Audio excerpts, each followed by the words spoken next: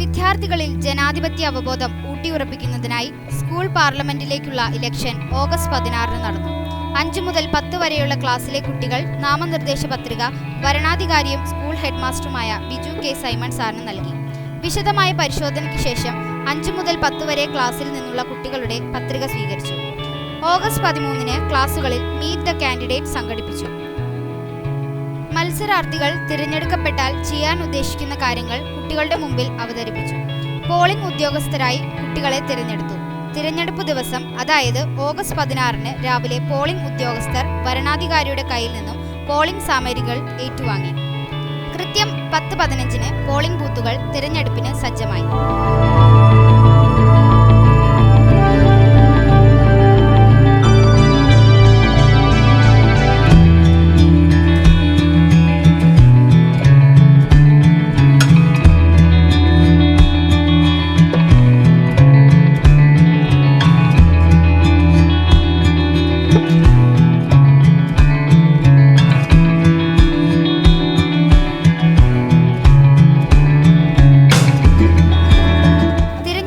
ശേഷം അതാത് ക്ലാസുകളിൽ വോട്ടെണ്ണൽ നടന്നു.